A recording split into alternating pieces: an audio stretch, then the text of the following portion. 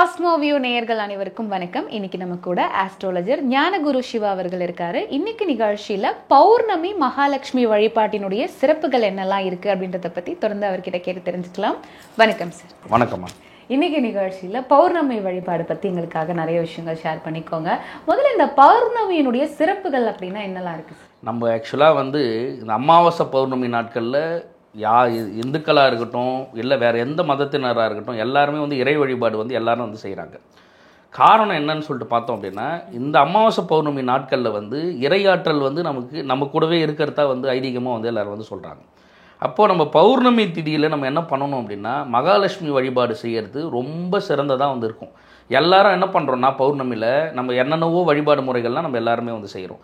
ஆனால் இப்போ நம்ம ஒரு கிரிவலம் போகிறோம் அப்படின்னாலும் மகாலட்சுமியை துதிச்சிக்கிட்டே போகிறோம் அப்படின்னா லட்சுமி கடாட்சம் நமக்கு கண்டிப்பாக கிடைக்கும்.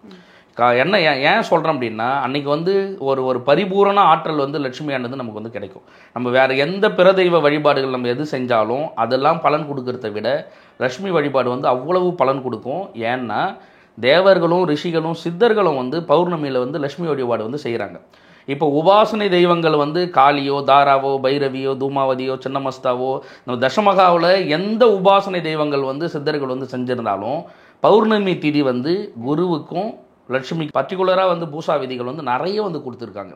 பௌர்ணமி திதி அப்படின்னாவே லட்சுமி பூஜை கண்டிப்பாக இருக்கும். நீங்கள் எந்த சித்தருடைய பூசா விதி நூட்கள் எடுத்தாலும் காலாங்கிநாதராக இருக்கட்டும், போகராக இருக்கட்டும், திருமூலராக இருக்கட்டும், கரூராராக இருக்கட்டும், அகஸ்தியராக இருக்கட்டும், யாருடைய பூசா விதிகள் நம்ம எடுத்தாலும் பௌர்ணமி திதி மகாலட்சுமி வழிபாடுக்குன்னு பர்டிகுலராக நிறைய பூசா விதிகள் கொடுத்துருப்பாங்க.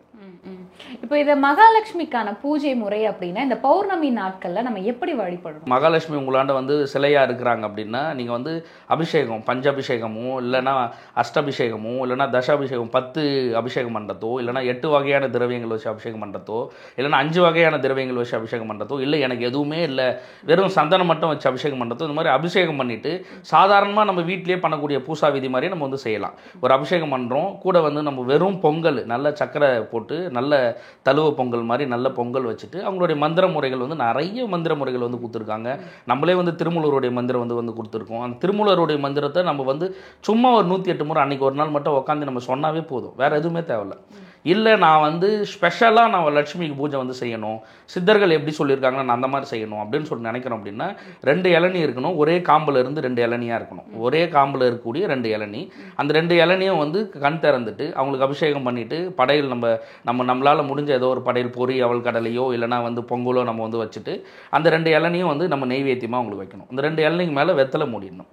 அது இல்லாமல் 3 வகையான பழங்களோ இல்லைன்னா 5 வகையான பழங்களோ நம்ம பஞ்சாமிரதமாக செஞ்சுட்டு அதே என்ன பண்ணணும், ஒரு கப்பில் ஒரு காப்பர்லையோ இல்லைனா ஒரு பித்தளையிலையோ இல்லைனா நம்ம மண் கலையிலத்திலையோ என்ன பண்ணணும், முன்னாடி படையல் மாதிரி வச்சுட்டு அதே வாழை இலையினாலேயோ இல்லைனா வெத்தலைனாலேயோ மூடிடணும். மூடிட்டு இந்த மந்திரத்தை ஒரு 108 முறை வெறும் மல்லிகைப்பூ அர்ச்சனை அப்படி இல்லைனா அட்சதையோடைய அர்ச்சனை இதை மட்டுமே பண்ணிவிட்டு நம்ம பூசா விதி முடித்தாவே போதும். வேறு எதுவுமே நம்ம பெருசாக தடபுடலாக இதை பண்ணணும் அதை பண்ணுற அவசியமே எதுவுமே இல்லை. இல்லை என்கிட்ட சிலையே இல்லை, லட்சுமியோட சிலையே இல்லை அப்படின்னா ஃபோட்டோ உருவ வழிபாடு வெறும் ஃபோட்டோ மட்டும் வச்சு பண்ணலாம். ஆனால் உருவ வழிபாடாக கண்டிப்பாக செய்யணும். உருவ வழிபாடு இல்லாமல் நான் மனசுலேயே நினச்சி பண்ணுறேன் அப்படின்னா அது சித்தர் முறைகள் பண்ணுற மாதிரி ஆகிடும். நீங்கள் சித்தர் முறைகள் பண்ணுற மாதிரி அப்படின்னா உங்களுக்கு மனக்கட்டுப்பாடுகள் இருக்காது. அந்த 108 சொல்லும்போது நீங்கள் வேறு ஏதோ எண்ண சிந்தனைகளில் போயிடுவீங்க. அந்த பௌர்ணமி திதியிலையோ அமாவாசை திதியிலையோ நம்ம எண்ண சிந்தனைகள் கண்டிப்பாக சிதறல் ஆகிடும்.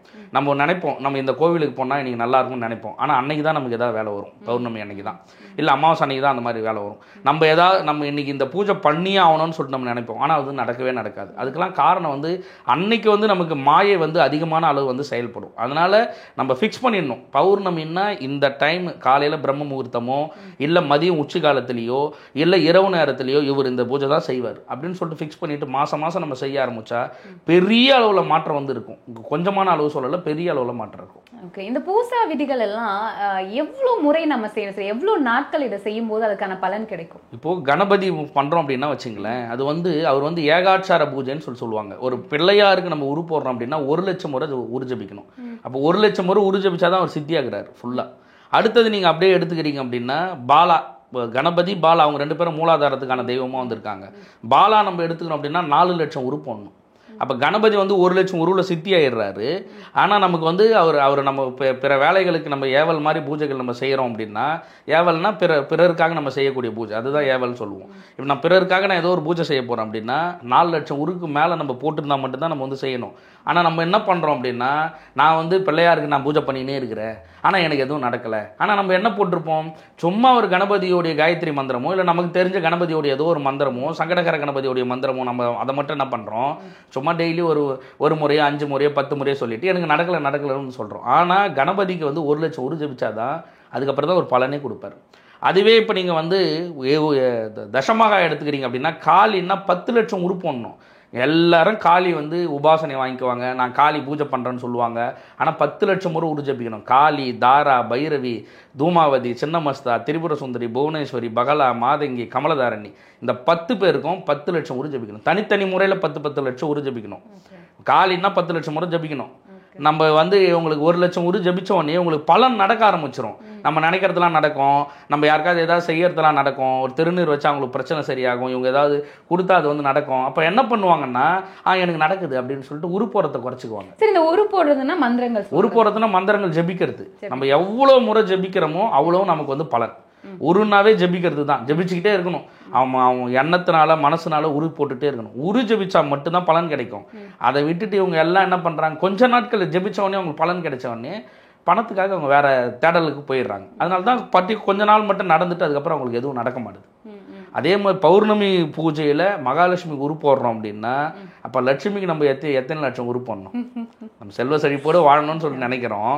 அப்போ நம்ம மகாலட்சுமிக்கு எத்தனை லட்சம் உரு போடணும்? மகாலட்சுமியும் வந்து தசமகாவில் கமலதாரண்யோடைய அம்சம் தான் மகாலட்சுமி. 10 லட்சம் உரு போடணும் மகாலட்சுமிக்கு உரு போடுறோம் அப்படின்னா. 10 லட்சம் உரு போடுற வரையும் பல்ல கடிச்சிக்கிட்டு நமக்கான எந்த தேவைகளையும் இறை பேராட்டலான கேட்காம நம்ம உரு மட்டும் போட்டுகிட்டே இருக்கணும். அதுக்கப்புறம் நீங்கள் கேட்க வேண்டியதே இல்லை, நீங்கள் நினைக்கிறதெல்லாம் நடக்கும். நம்ம நினைக்கிறக்கூடிய எல்லாமே நமக்கு வந்து நடந்துகிட்டே இருக்கும். செல்வத்துக்கு குறையே இருக்காது, கடன் பிரச்சனைகள் இருக்காது, எதிரிகளுடைய தொந்தரவு இருக்காது. நம்ம சராசரியாக வாழக்கூடிய வாழ்க்கை நிலையிலிருந்து இறைவனோட தொடர்புடைய வாழ்க்கை நிலைக்கு நம்ம போயிடுவோம். ஒரு தேவர்கள் எப்படி இறைவனோட தொடர்பில் இருக்காங்களோ அந்த நிலையை நமக்கு வந்து கொடுத்துருவாங்க. அப்போ 10 லட்சம் முறை உரு ஜபிக்கணும் உட்காந்துட்டு. நம்ம சும்மா நான் சொன்ன உடனே எனக்கு கிடைச்சிடணும் அப்படின்னு சொல்லி நம்ம சொன்ன உடனே கிடைக்கும். கிடைக்கிறத மட்டுமே நம்ம என்ன பண்ணுறோம் அப்படின்னா, நம்ம உரு போட்ட அந்த பலனை வந்து கொஞ்சம் கொஞ்சமாக அழிச்சிக்கிட்டே வந்துடுறோம். அப்போ நம்ம கொஞ்சம் கொஞ்சமாக அழிஞ்சிடுது. அப்புறம் திருப்பி நீங்கள் உரு ஜபிச்சுட்டே இருக்க வேண்டியதாக இருக்கும். அதனால் ஒரு குறைஞ்சபட்சம் ஒரு 1 லட்சம் உரு வரையினாச்சு எந்த எதிர்பார்ப்பும் இல்லாத உரு போடணும். ஓகே, இப்போ மகாலட்சுமி வழிபாடு அப்படின்னு சொல்லும்போது பௌர்ணமியில் என்ன ஹோரையில் வழிபடலாம்? எப்பயுமே லட்சுமி பூஜை சுக்கிர ஓரையில் பண்ணுறது நல்லது. நீங்கள் எனக்கு பௌர்ணமி தீதியில் என்னால் பண்ண முடியல, நான் ரெகுலராக பண்ணணும் அப்படின்னு நினைச்சா கூட டெய்லி சுக்கிர ஓரையில் பண்ணுறது ரொம்ப நல்லதாக வந்து இருக்கும். அப்படி என்னால் தினமும் செய்ய முடியாது அப்படின்னா வெள்ளிக்கிழமை சுக்கிர ஓரையிலையாவது பண்ணணும். வெள்ளிக்கிழமை காலையில் 6 to 7, மதியம் 1 to 2, நைட் 8 to 9, இந்த டைம்லையாவது நம்ம வந்து லட்சுமி வழிபாடு வந்து நம்ம செய்யணும். பௌர்ணமி திதியாக இருந்தாலும் சுக்கிர ஓரையில் பண்ணுறது நல்லது. சுக்கிர ஓரையில் என்னால் பண்ண முடியல அப்படின்னா பௌர்ணமி பூஜைகள் அப்படின்னாவே நீங்கள் வந்து இரவு பூஜை தான் பௌர்ணமி பூஜை. அமாவாசை அப்படின்னாவே இரவுல பண்ணுறது தான் அமாவாசை பூஜை. நம்ம என்னன்னா, நான் வந்து அமாவாசைக்கு விரதம் இருக்கேன், பௌர்ணமிக்கு விரதம் இருக்கேன்னு காலையிலேயே உட்காந்து பூஜையை போட்டுட்டிங்கன்னா அதில் எந்த பலனுமே கிடைக்காது. சந்திரன் நமக்கு வந்து எப்போ வந்து தெரிகிறாரோ அப்போ தான் உங்களுக்கு வந்து பௌர்ணமி ஸ்டார்ட். உங்களுக்கு முழு நிலவு எப்போ தெரியுதோ அப்போ தான் நீங்கள் பூஜை தொடங்கணும். அப்படி இல்லைன்னா முழு நிலவு இருக்கும்போது அந்த டைமில் நீங்கள் எப்போ வேணாலும் பண்ணலாம். அந்த இரவு முழுக்க எப்போ வேணாலும் செய்யலாம் பூஜை. ஆனால் நீங்கள் வந்து பகல் டைமில் செய்யக்கூடாது, அது பலனே கிடைக்காது.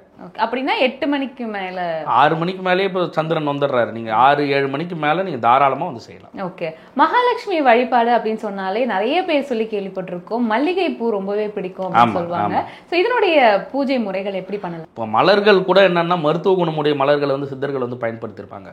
மல்லிப்பூ அதிக அளவில் வந்து பயன்படுத்துகிறாங்க. இவங்களுக்காக லட்சுமிக்காக பயன்படுத்தும் போது மல்லிப்பூ அதிக அளவில் வந்து பயன்படுத்துகிறாங்க. அது மட்டும் இல்லாமல் நிறைய மருத்துவ குணமுடைய மலர்களை வந்து பயன்படுத்துகிறாங்க, மூலிகைகளை வந்து பயன்படுத்துகிறாங்க லட்சுமிக்காக யூஸ் பண்ணும்போது. இப்போ நான் சாதாரணமாக நம்ம என்ன பண்ணுவோம், துளசி மட்டுமே யூஸ் பண்ணுறோம். வெறும் துளசி மட்டும் இல்லாமல் நிறைய மூலிகை முறைகளை வந்து சொல்கிறாங்க. இப்போ அகஸ்தியர் பூசா விதியில் பற்றி பார்த்தீங்க அப்படின்னா குருமூலி அப்படின்னு சொல்லிட்டு அவர் வந்து திருநீற்று பச்சிலைன்னு ஒரு மூலிகையினால் அர்ச்சனை வந்து பண்ணுறாரு. திருநீற்று பச்சிலையோட விசேஷங்கள் வந்து பார்த்தீங்கன்னா காசிக்கு போனால் தான் தெரியும். நம்ம வந்து காசியில் பார்த்தீங்க அப்படின்னா திருநீற்று பச்சிலை இல்லாத பூக்கடையே வந்து இருக்காது. விஸ்வநாதருக்கு அவ்வளோ வந்து விசேஷம்.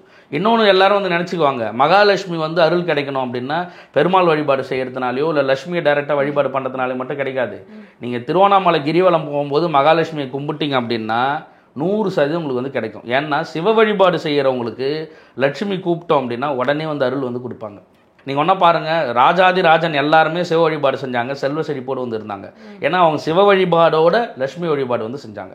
அப்போ வந்து என்னென்னா வெறும் துளசினால் நம்ம வந்து பூஜை பண்ணுறதை விட சிவபெருமானுக்கு உகந்த எல்லா பொருட்களினாலும் நம்ம பூஜை பண்ணுறோம் அப்படின்னா இன்னும் நமக்கு வந்து அதீத பலன் வந்து நமக்கு கிடைச்சிட்டே இருக்கும். ஃபுல்லாக திருநீற்று பச்சிலை, வில்வ அபிஷேகம், வில்வத்தினால நம்ம அர்ச்சனைகள் செய்யறது, வில்வத்தினால நம்ம அபிஷேகங்கள் வந்து செய்யறது, திருநீற்று பச்சிலினால் அபிஷேகங்கள் வந்து செய்யறது, இந்த மாதிரி பல பூசா விதிகள் வந்து வித்தியாசமான பூசா விதிகள் நிறைய மூலிகைகளை வச்சு வந்து சித்தர்கள் வந்து கொடுத்துருக்காங்க ஃபுல்லாக. ஸோ இந்த மாதிரி வழிபட்டோம்னா மகாலட்சுமியோட அருள் நமக்கு கண்டிப்பாக கிடைக்கும். சங்கு நாராயண பச்சிலைன்னு ஒரு பச்சிலை இருக்குது. அது வந்து சங்கு மாதிரியே இருக்கும்.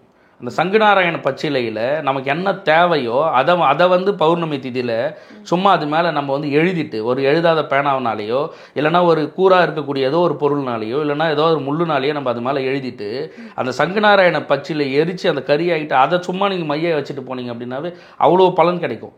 இந்த மாதிரி நிறைய 1-2 இல்லை, இந்த மாதிரி நிறைய பூசா விதிகள் வந்து சித்தர்கள் வந்து கொடுத்துருக்காங்க. நிச்சயமா இன்னைக்கு நிகழ்ச்சியில பௌர்ணமியில லட்சுமி வழிபாடு எவ்வளவு முக்கியமான விஷயம், அதனுடைய பூஜா முறைகள் பத்தி எங்களுக்காக தெளிவான விளக்கம் கொடுத்தீங்க. நன்றி. நன்றிம்மா. நன்றி.